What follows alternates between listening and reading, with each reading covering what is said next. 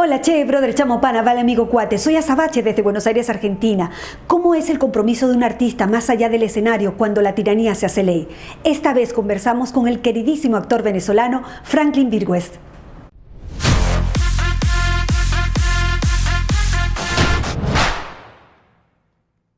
Los artistas nos debemos a un contexto político, social, económico, cultural, demográfico durante toda nuestra vida y carrera. A veces las expresiones artísticas no alcanzan para llevar adelante la denuncia de lo que pasa en Venezuela lo suficientemente alto, fuerte y claro. Mientras esperamos, el tiempo en Venezuela se cuenta en vidas perdidas. Quienes tenemos un micrófono, una cámara y nos hemos ganado el apoyo incondicional de nuestra audiencia, tenemos el compromiso y la responsabilidad de seguir siendo la caja de resonancia de nuestra gente. Pero no como repetidores de un discurso político, sino como amplificadores de la denuncia ciudadana, para que los funcionarios ejecuten las acciones que exige el pueblo. Esta vez conectamos con Franklin Virgües, uno de los más queridos actores venezolanos con amplia trayectoria en cine, teatro y televisión. Una voz aguerrida y comprometida con la causa venezolana. Síguelo en las redes sociales como @VirgüesFranklin. Te invito a colaborar para generar estos contenidos y continuar difundiendo e integrando a nuestra comunidad en donde quiera que se encuentre. Puedes hacerlo a través de PayPal y Mercado Pago. Toda la información en la descripción del video. Suscríbete a Plomovisión 24 horas de opinión y a Azabache Online. Activa las notificaciones, comenta y comparte. Sígueme en las redes sociales como @Azabache Online.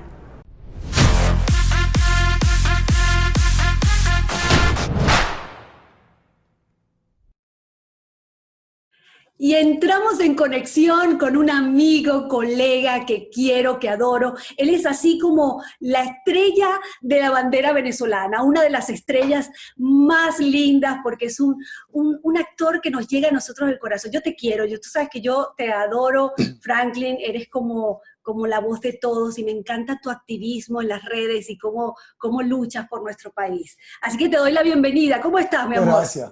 Muy bien, muy bien. Hoy, nada, esperando por ti y viendo acá el Twitter, la computadora y el Instagram, viendo todo, enterándome. Porque uno tiene, leyendo a los amigos, a los que uno sigue, leyendo noticias, qué está pasando en Estados Unidos con las elecciones, por fin, qué está pasando con la investigación, qué hay de las pruebas del supuesto fraude y por supuesto qué está pasando en Venezuela, qué está pasando en Perú, en Bolivia, en Chile, en el sur, qué está pasando en Argentina. ¿Qué está pasando en el mundo, Franklin? Pero fundamentalmente en el sur de América y en el norte de América, que es lo que a mí me tiene agobiado realmente. Desde Canadá hasta la Patagonia, vamos a decirlo así. Hay que decir a los guerreros que lamentablemente el mal llamado socialismo del siglo XXI está haciendo metástasis en todo el continente. Y tocaste el punto en este momento de Estados Unidos y quiero aprovechar de preguntarte, ¿cómo estás viendo la situación por allá, Franklin? Bueno, por eso mismo estoy a través de las redes sociales tocando las personas que están sumamente enteradas del tema, porque es muy difícil seguir una información ecuánime a través de los canales de televisión, bien sean norteamericanos o hispanos, en los Estados Unidos. Muy difícil porque evidentemente hay una parcialización hacia un lado que no es conveniente para nadie. Entonces, me busco a personas específicas. Por ejemplo, tu amigo te mandó saludo, Hurtado. Ay, Hurtado, sí. Te mandó saludo, Eduardo Hurtado. Vamos a decirle a los guerreros que Eduardo Hurtado es un autor de un libro que lo recomendamos muchísimo, Franklin y yo, que se llama La franquicia cubana, la dictadura perfecta. Léanse ese libro, búsquenlo, léanselo, porque la verdad es maravilloso cómo describe las estrategias que usan para meterse vamos a decir, en la ingeniería social de cada país y cómo lavan los cerebros. Es impresionante.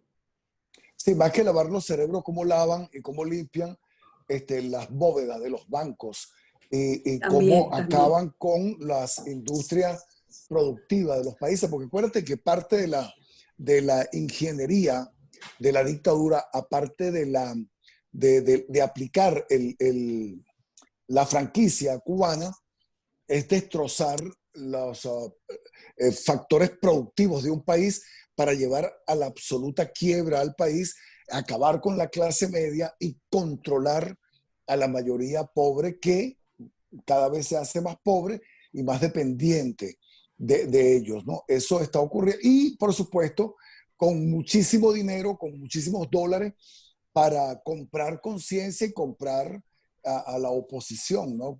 Yo los llamo las prepagos de la oposición, cómo las compran, cómo se manejan en el ajedrez político mundial, pero comprando, pero no con 10.000, 30.000, 40.000 dólares, comprando con 10, 20, 30 millones de dólares, conciencias o bolsillos, tocando piezas que se están moviendo en torno de sus intereses a nivel mundial. Lo hicieron en España, lo han hecho en Estados Unidos, lo están haciendo, han gastado millones de dólares en Cabo Verde tratando de sacar a Saak de allá y no han podido, ¿no? Hasta el momento no han podido. Se movieron con muchísimo dinero en Bolivia, se movieron con mucho dinero en Argentina, y así lo están haciendo en Chile y lo están haciendo, por supuesto, en Colombia y en Ecuador, con dinero que sale de Venezuela. Pero no te creas que sale con el dinero producido por el petróleo. No. El petróleo, ellos ya sabían desde hace mucho, ya Fidel Castro sabía que el futuro de la economía mundial, ellos la podían manejar desde algo mucho más fácil que la extracción de petróleo y con todo eso lo que conlleva esas refinerías tan costosas, etcétera, etcétera. Ellos lo podrían manejar desde el punto de vista del narcotráfico y convirtieron a Venezuela en uno de los laboratorios más grandes de cocaína del mundo. El sueño de Pablo Escobar, Pablo Escobar se hizo realidad en Venezuela y hay haciendas. No te lo estoy diciendo yo, lo estoy inventando, no. Son el reporte de la DEA. Más de 25 haciendas en Guárico, en el estado Guárico, en el estado Apure, que son, pasas por esa carretera y ves vacas. Pero detrás de esas vacas hay, construcciones, cabañas donde están los laboratorios de cocaína que los cocineros, los chefs, los llaman ellos, son los colombianos del ELN en una zona y los colombianos de la FARC en la otra, que se han posesionado de todo ese sector. Entonces, tú sabes, Franklin, que con lo que comentas es tal cual, es real, es así. Y yo digo mucho en las conferencias que doy, que ahora me he vuelto un speaker a raíz de todo esto, porque si el artista se debe a un contexto político, social, económico, cultural durante toda su vida, a veces las expresiones artísticas se quedan chiquitas con un drama tan terrible como lo que estamos viviendo los venezolanos. Y entonces ahí los artistas, uno tiene que dar un paso al frente, ¿no? Para elevar esa denuncia lo más alto y lo más fuerte posible. Entonces yo te oigo y yo digo mucho en las conferencias que si bien en Latinoamérica hemos vivido dictaduras de facto, nunca hemos vivido en nuestra historia una tiranía totalitaria, como la que está viviendo Venezuela, apoyada por el narcoterrorismo, el tiempo, cómo se metieron dentro de Venezuela, el tiempo que han durado, son ya 21 años, vamos para más, y cómo se está regando por todo el continente, desde Canadá hasta la Patagonia. Entonces, a mí me preocupa muchísimo todo esto porque esta destrucción del aparato productor de los países lo estamos viendo repetido en repetidos países, la expropiación, o por lo menos aquí en Argentina, el intento a expropiar, la destrucción de la empresa privada, destrucción de la salud, de la educación, de lo que es el núcleo familiar. Entonces, en el caso de Venezuela, llegó hasta tal punto que, bueno, que hasta se metieron con la vida de la gente sale huyendo aterrada por morir de hambre. Entonces yo la verdad digo, Dios mío, ¿Cómo es posible que teniéndonos a nosotros al frente, el mundo no se dé cuenta y permita que entre en los países? ¿Por qué no ven los síntomas que nosotros lo estamos viviendo en carne propia para que no pase en sus países? Y no, nadie escarmienta por cabeza ajena. Y yo te comento esto porque los cubanos nos dijeron muchas veces que nos tenían en la mira, no nos dijeron la forma de cómo iba a ser y nosotros no les creíamos. Pero ahora somos una diáspora de 6 millones de venezolanos en el mundo y, y la gente sigue cayendo. ¿Por qué? ¿Por qué crees tú que pasa esto en los diferentes países? Lo pasa porque el comunismo no se queda quieto. Ellos tienen, mira, bueno, tú leíste el libro y yo he leído ese y he leído otro donde Fidel Castro, que era un genio del mal, tipo extremadamente inteligente, pero malévolo, maquiavélico, criminal, planificó todo esto, tuvo tiempo para planificarlo durante décadas y el objetivo de Fidel Castro no solamente era Venezuela, era Nicaragua en Centroamérica, El Salvador, Venezuela, Colombia y para, todo el sur para ellos poder, bueno, controlar el mundo. De hecho, ya en los años 60, Fidel Castro había dicho, hay testimonios de eso, que a Estados Unidos se le podía derrotar no con una bomba nuclear, no con una artillería pesada, se le podía nuclear con un arma muy poderosa que a ellos les gusta mucho, que es la cocaína. Y así efectivamente, así ocurrió. El contacto de Fidel Castro con los narcotraficantes de México y de Colombia fue perenne, fue constante, paso y paso. Se tumbaban cabeza, mataron a Pablo Escobar, acabaron con la familia, pero él insistía porque una de las tácticas que tiene el comunismo es la insistencia e ir preparando gente porque ellos ven el futuro, ellos están pensando en el futuro, mientras nosotros vivíamos en Venezuela, una Venezuela saudita, y éramos felices, y sí, éramos muy felices, teníamos de todo. Yo era famoso, actor, ganaba dinero, tenía carro, vivienda, casa en la playa, y yo vivía en esa burbuja, no me interesaba la política. Fíjate tú cómo te iban manejando, ¿no? A distancia. No nos interesaba la política porque aquel concepto de no dividir la querencia del pueblo que te quiere, Adeco, Copellano, etcétera, etcétera, bla, bla, bla, bla, pura paja. Entonces, no nos metíamos en política, craso error, porque si alguien tenía que meterse en política, éramos los artistas, para asumir, no política partidista, activa, pero sí asumir una posición política activa para no seguir permitiéndole y aupar, fíjate hasta dónde llega, pues, hasta dónde llega la manipulación fidelista, comunista, eh, cómo permitieron, cómo auparon ellos la perpetuidad en el poder de los políticos. Eso forma parte de la estrategia. La perpetuidad en el poder de los dinosaurios políticos. Para nosotros fue yo me acuerdo, y no sé si tú te acuerdas también, que fue un hecho de asombro,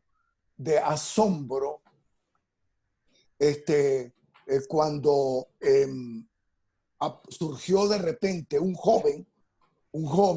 surge un joven en el mundo político ocupando un cargo importantísimo como ser presidente de la Cámara de Diputados y luego ser ministro. Caramba, eso fue un impacto entre los venezolanos. Surgió un joven, coño, hay un muchacho, presidente de la Cámara de Diputados y ministro. Y ese muchacho era Enrique Capriles por Copey. Entonces, pero fíjate dónde está el asunto. ¿Por qué eso era para asombrarnos? Porque no era el común denominador. Ahí siempre era Gonzalo Barrio, David Morales Bello, el otro, siempre los mismos nombres, la misma gente allí. No abrieron el concurso para que entraran jóvenes a ocupar cargos relevantes e importantes en la Venezuela aquella, y eso también era manejado desde el exterior. Eso era importante, acabar con el concepto de la democracia participativa. Mm. Y nosotros, o sea, el caldo de cultivo estaba listo para que en un momento determinado surgiera un populista como Hugo Chávez, pero tampoco fue gratuito lo de Hugo Chávez. Cuando el presidente Carlos Andrés Pérez, en su segunda elección, invita a quien se convirtió en ese momento en la vedette de esas elecciones, cuando invita a Fidel Castro, y Fidel Castro se convierte en la vedette de las elecciones. De hecho, ni siquiera el presidente de la República de los Estados Unidos mandó a su vicepresidente porque no iba a toparse, no le convenía o no quería toparse con Fidel Castro, y envió al vicepresidente. Fidel Castro copó la escena, absolutamente la copó, y te informo que no solamente fue eso, sino que también logró reunirse con la juventud de la Liga Socialista y del Partido Comunista.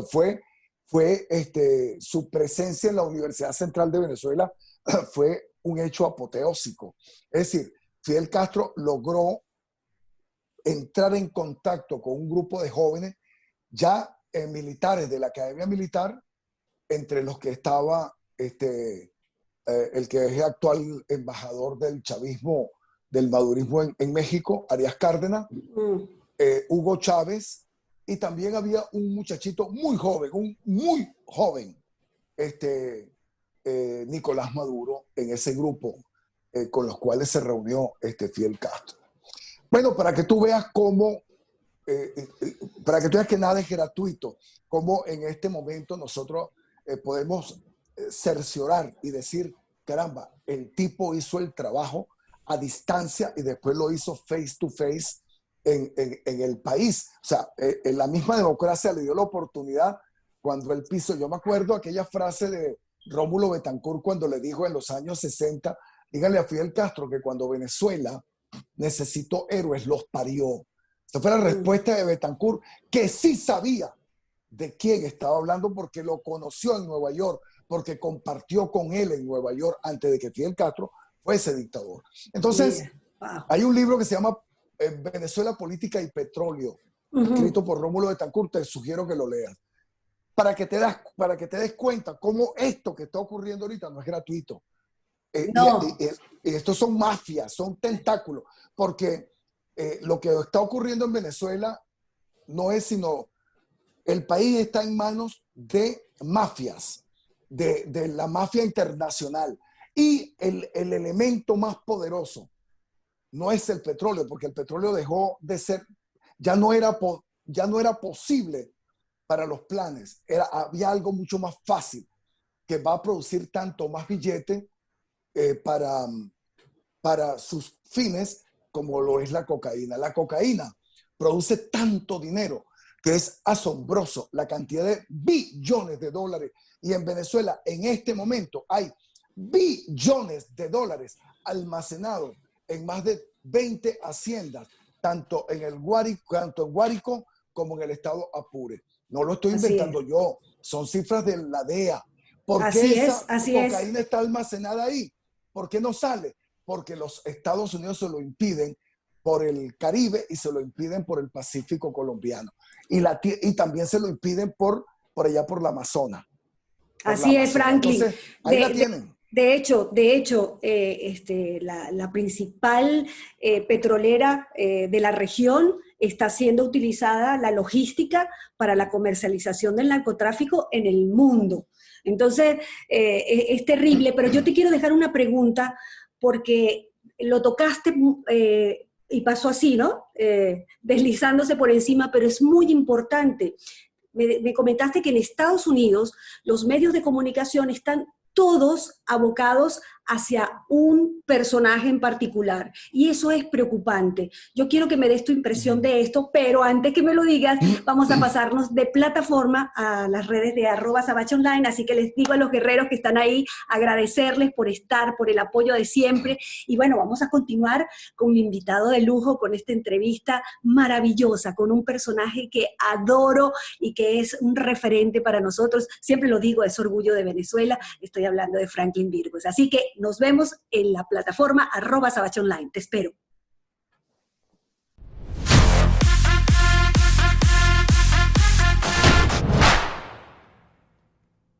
Muchísimas gracias por estar ahí. Te invito a ver la segunda parte de la entrevista con el queridísimo Franklin Virgües por @sabachonline.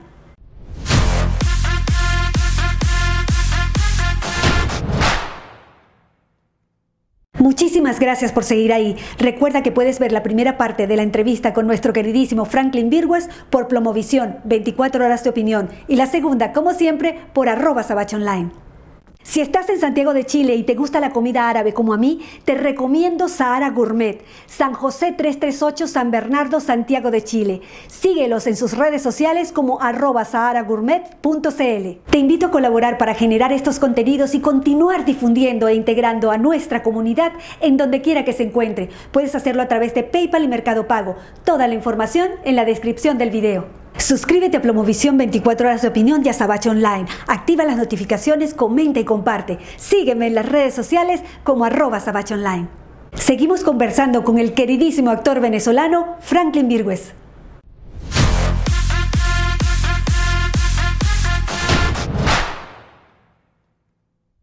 Muchísimas gracias, guerreros, por estar ahí.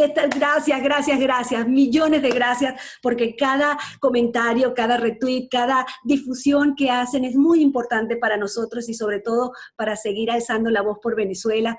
Ahora vamos a continuar con mi invitado especial que queremos, que es orgullo de Venezuela, que yo lo siento muy cerquita de mí. Para mí es un amigo, un hermano, un colega. Estoy hablando de Franklin Virgües y vamos a seguir con la entrevista, Franklin. Coméntame. Sí, señor. Vemos cómo los medios de comunicación, impresionante esto, sí, de verdad, impresionante, cómo se han parcializado y a apoyar a Biden. O sea, hasta cortarle discursos a Trump. ¿Cómo ves eso? Porque la verdad, a mí me preocupa enormemente porque digo, entonces todas las redes sociales y todo esto donde estamos metidos, resulta que manipulan toda la información para instalar un relato. O sea, no estamos libres tampoco. ¿Cómo lo ves? Bueno, indudablemente la mayoría de los medios de comunicación importantes, las cadenas, estuvieron parcializadas dando resultados que no eran los exactos, que no eran los correctos. Y desde hace mucho tiempo, ya tanto el presidente Donald Trump como el vicepresidente Joe Biden habían adelantado que se estaba manejando un fraude extraordinario para concretar el triunfo. Lo dijo Joe Biden, que hasta Jaime Bailey se asombró porque el mismo Biden lo había dicho tiempo atrás. Claro. Y el presidente Trump lo venía manejando también. Y evidentemente las últimas declaraciones de Giuliani esta mañana realmente son para coger palco, allá hay Maracay, porque las pruebas son extraordinarias según las propias palabras de Giuliani y que más de uno aquí va a ir preso por esto que está ocurriendo en los Estados Unidos. Mira, la izquierda, y estoy hablando de la izquierda poderosa, es un poder muy fuerte a nivel mundial. Y los tentáculos se mueven. La democracia va a tener que reivindicarse, revestirse y buscar posibilidades de dejar de ser tan débil ante la maldad. La maldad no hay un concepto de la moral, no hay un concepto del respeto, no existe, porque la maldad, cuando yo hablo de la maldad, hablo de la izquierda, del comunismo, hablo incluso a mí hasta el socialismo me dan náuseas. No creo, yo definitivamente creo, obviamente, en un sistema capitalista donde el empresariado sea respetado y donde el dinero fluya y donde tú tengas oportunidades para poder montar un negocio, surgir o simplemente vivir en paz, vivir con tranquilidad. Yo creo en eso. Yo no creo, evidentemente el comunismo, tú lo puedes analizar así, sin irte muy a fondo. No ha funcionado en ninguna parte del mundo, en ninguna parte, ha sido un fracaso. Pero ellos se retroalimentan, ellos cambian, ellos hacen metástasis, pero surgen de nuevo. Te puedo dar caso, Rusia. Rusia dejó de ser la URSS, pero es un sistema democrático. No, ahí hay mafias que se han enquistado en cada una de las ciudades, en cada uno de los estados, y han conformado pues un sistema perfectamente dictatorial, capitalista. Igual ocurrió en China. Igual ha ocurrido en China. Entonces, igual esto acaba de ocurrir ahorita en Bolivia, porque ellos cambian, ellos se mueven. Es como una masa amorfa que si tú no terminas de eliminarlos cuando los puedes derrotar, ellos van. ¿Cuál es la palabra? La estoy buscando hace rato. Ellos pueden mutar. Ellos pueden mutar. Transformarse. Mutan, como mutó, acaba de mutar ahorita aquí en Bolivia. En Bolivia. Mutó. ¿Por qué? Porque la oposición, yo no sé cómo llamarla, la oposición funcional, esa es la palabra, esa oposición funcional, bueno, vale, mira, una película de un personaje que hacía Al Pacino, donde él hacía el diablo, el demonio, el diablo, y él utilizaba las debilidades del ser humano para transformar las circunstancias dadas. Eso ocurrió en Bolivia. Claro. Esa oposición funcional, sin darse cuenta o darse cuenta queriendo, se dejó estimular por el ansia de poder y olvidaron el concepto país. Se olvidaron de hacer un frente único contra el mal, y entonces cada quien quiso obtener el poder porque se consideraron con derecho a hacerlo sin pensar en el país total, traicionando incluso a su propio país. Aquí en el caso de Estados Unidos, ya para finalizar lo de Estados Unidos, yo pienso que lo que está ocurriendo aquí es sumamente grave. Aquí las instituciones funcionan. Aquí hay una investigación, aquí hay una demanda, a lo mejor esto va a tardar unos años. ¿Qué va a ocurrir ahorita en diciembre? Hasta el momento el Tribunal Supremo no ha determinado el presidente de la República. No sabría decirte qué va a ocurrir, pero lo que está ocurriendo es único. Nunca había ocurrido antes en los Estados Unidos, y sí te puedo garantizar que cuando las investigaciones se hacen hasta el final. Y esas no las pueden manipular. Si no, pregúntale a Richard Nixon con el caso Watergate. Si no, hay muchos casos en general. ¿Hay gente involucrada importante allí? Sí. No pretendamos que en un futuro vamos a ver preso al presidente Barack Obama, que vamos a ver preso al presidente Bush, o que vamos a ver preso al presidente Clinton. Porque se hablan, se mencionan estos nombres, pero estamos hablando de tres presidentes que entre los tres mandaron 23 años en los Estados Unidos, y hay una mujer que fue secretaria de Estado y de paso es la esposa de uno de los presidentes, que fue ella primera dama. Es decir, y hoy en el Congreso estuvieron allí conversando con el presidente, el CEO de Twitter y el CEO de Facebook. Ellos estuvieron allí.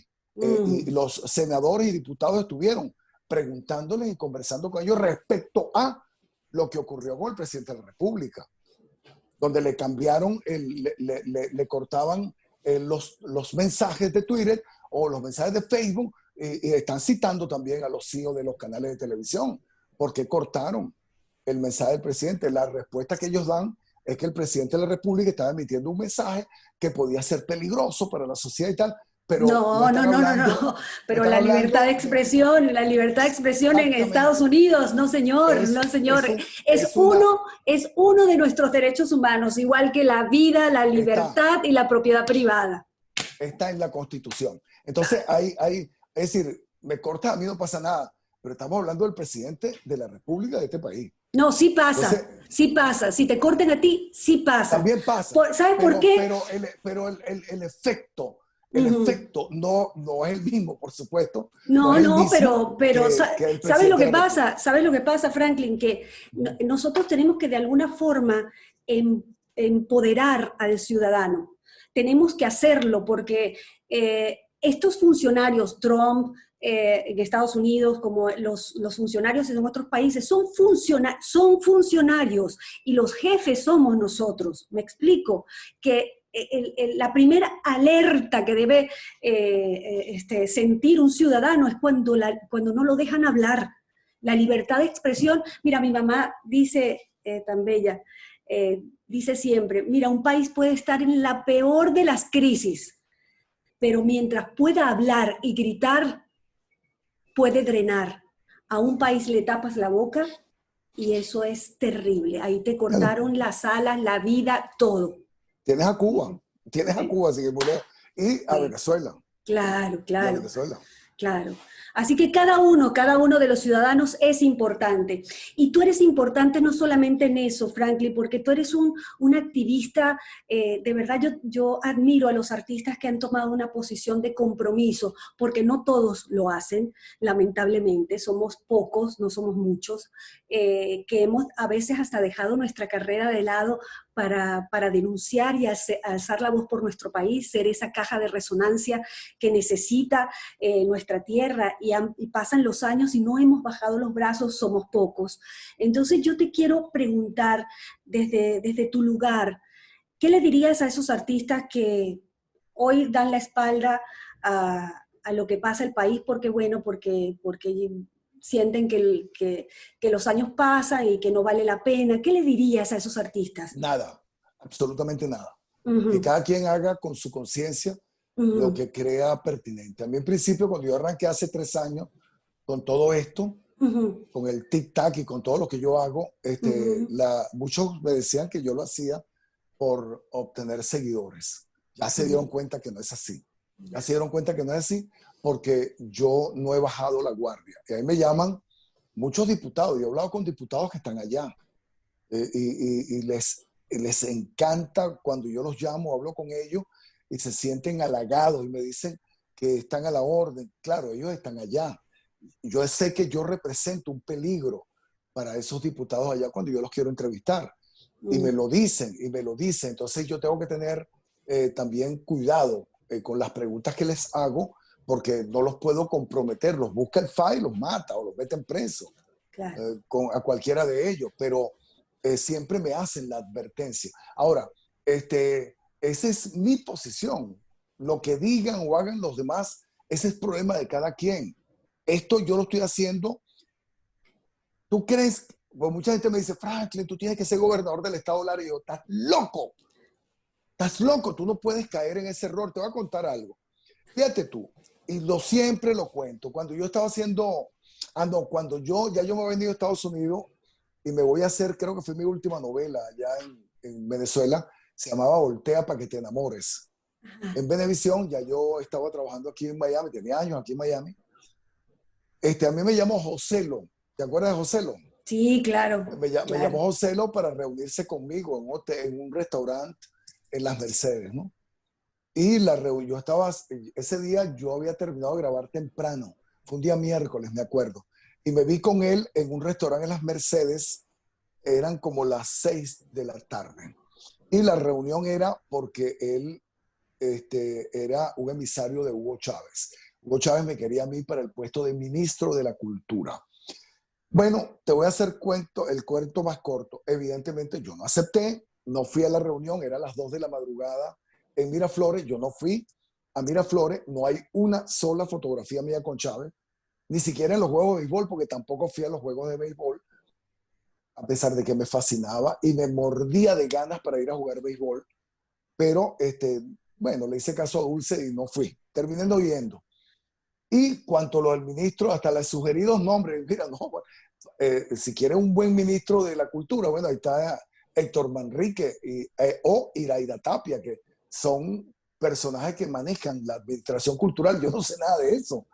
Yo dile que muchísimas gracias, pero yo no. Por supuesto, él insistió. La insistencia termina cuando cierran RCTV, estaba yo allá, y el día lunes o el día martes, a RCTV lo cierran el domingo. El día martes a las 7 de la mañana yo me presenté en Globovisión La Buena.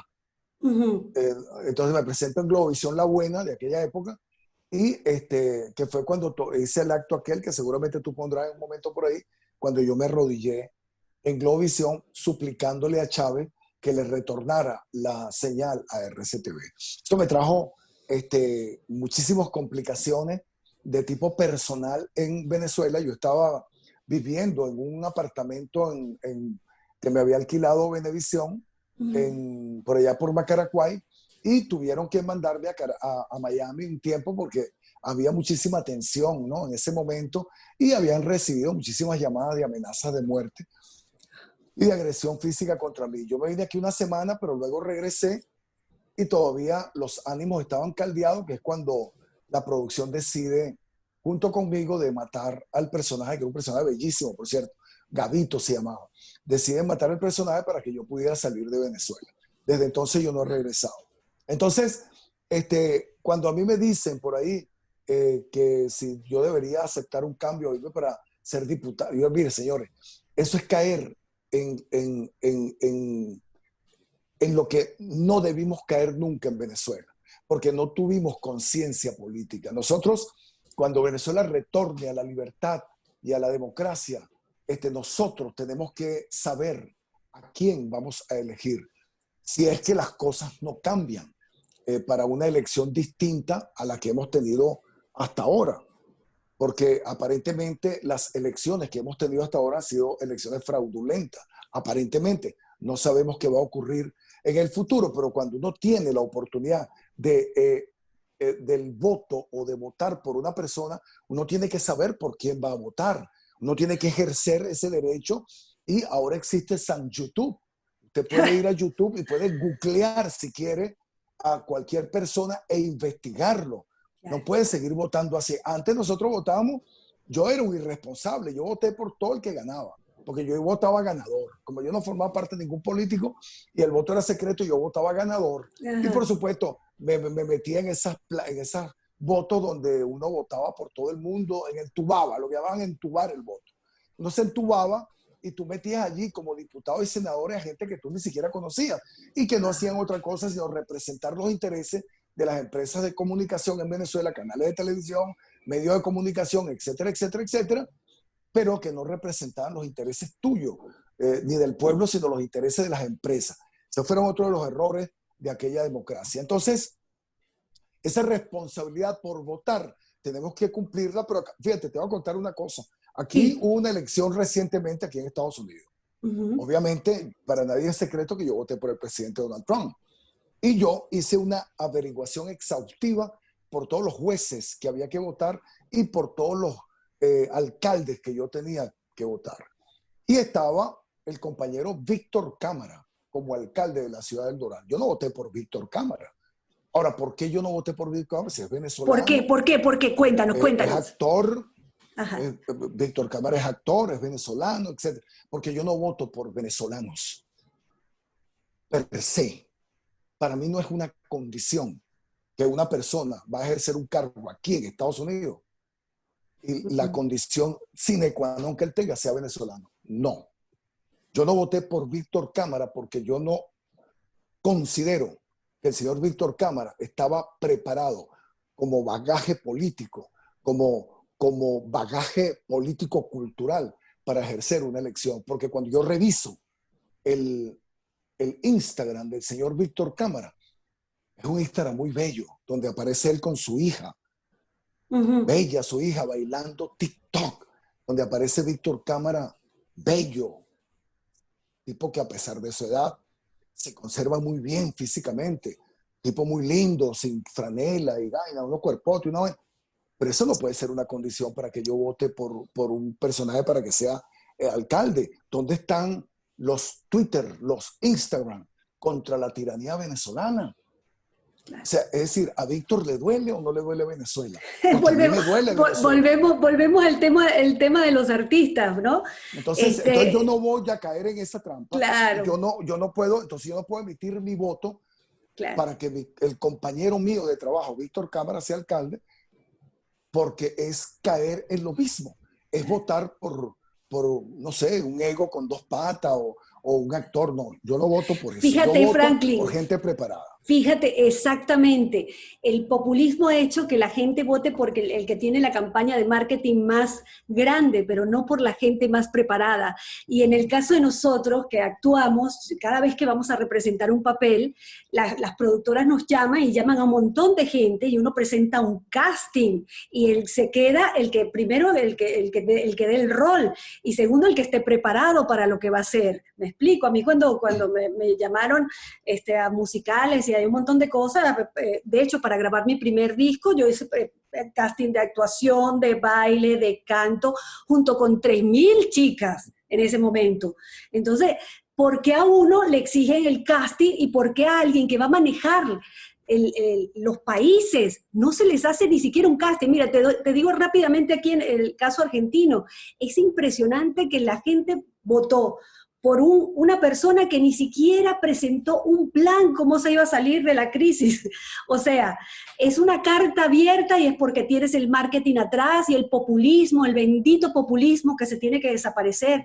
La gente debe entender que los países, tal vez la carrera de un artista no afecta la vida de las personas. La carrera de un artista lo que intenta es alegrar a las personas, pero elegir un político te puede afectar la vida, es más, te puede costar la vida.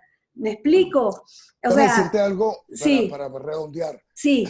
Yo sigo siendo amigo de Víctor, sigo Uh-huh. admirando su capacidad. Sí, yo también. Un Con besito. actor, si me pones a escoger entre Víctor y Carlos Cámara, yo escojo al hermano. Para mí el hermano es muchísimo mejor actor que Víctor. Víctor es más galán, pero eso es otra cosa. Pero en el caso de la política, ya yo no caigo en eso. Yo fíjate, un muchacho que se llama Rafael Piñeiro, muchacho venezolano, que tiene años haciendo política aquí. Ya es la segunda vez que yo voto por él. Y en esta segunda oportunidad el muchacho pasó de 4.000 votos que tenía, pasó a 9.000 votos. Y tanto, no quedó. Pero yo no dudo de que ese muchacho, Rafael Piñeiro, que tiene una carrera política aquí en El Doral desde hace muchísimos años, en cualquier momento los va a ver de concejal ahí en las próximas elecciones con toda seguridad, a la medida que vayan creciendo el voto venezolano, digo yo, y el voto cubano también, porque ya lo conocen a él. No ha trabajado con 2 alcaldes, es un muchacho que ha hecho una carrera política importante. Yo le di mi voto a él. Voté por un muchacho, hay mucha gente que no me conoce, pero que yo los googleé, los revisé, yo digo, este tipo está haciendo un trabajo importante. Yo le di mi voto a él, voté por otra muchacha que ganó, otros 2 no ganaron, otros sí ganó, ok.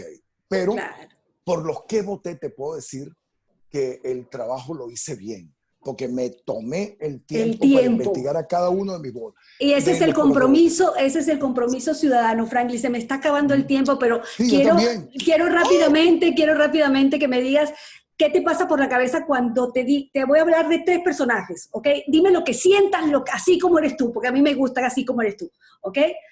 Vamos a ver, Diosdado Cabello. Arrechera. Sí, totalmente. Chávez. Traición a la patria. Total. Vende patria. Total. Maduro. El coño de tu madre. ¡Vamos, carajo! Maduro es el títere, el muñequito que mueven desde Cuba. Bueno, mi amor, te quiero dar las gracias a ti porque además me estás ayudando con el programa. Agradezco todos los live que haces y toda tu dedicación, Franklin. Aquí esta ventana es tuya también. Por favor, tus redes sociales, tu plataforma. Franklin para Instagram, @VirgüesFranklin para el Twitter. Mi página, tengo 2 páginas de Facebook, Franklin Virgües, la página abierta, y Franklin Virgües, página verdadera. Mi canal de televisión es Franklin Virgües Canal. Genial. Que no le he metido mucha mano, pero como dicen los cubanos, vamos para allá. Vamos para allá, vale. Mi amor, un beso enorme, te quiero muchísimo, te abrazo con el corazón. Gracias. Chao, mi guerrero de luz. Chao. Hasta luego, chao.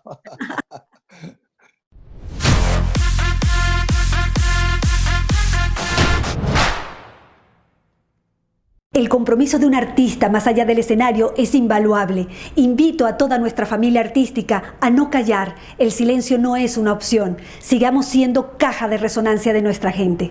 Recuerda que puedes ver la primera parte de esta entrevista por Plomovisión, 24 horas de opinión, y la segunda, como siempre, por @SabacheOnline. Suscríbete a Plomovisión y a Sabache Online, activa las notificaciones, comenta y comparte. Sígueme en las redes sociales como @SabacheOnline. Difunde, tú eres el medio. Muchas gracias por mirar. Te invito a colaborar para seguir generando mis contenidos, difundir e integrar a nuestra comunidad en donde quiera que se encuentren. Tu aporte me permite continuar con mi trabajo. Para colaborar utiliza Mercado Pago en Argentina y PayPal desde el exterior. Suscríbete a Plomovisión, 24 horas de opinión y a Sabache Online. Activa las notificaciones, comenta y comparte. Si quieres ver la primera parte de esta entrevista, aquí. Y si quieres ver toda la serie de entrevistas de Sabache Online, aquí.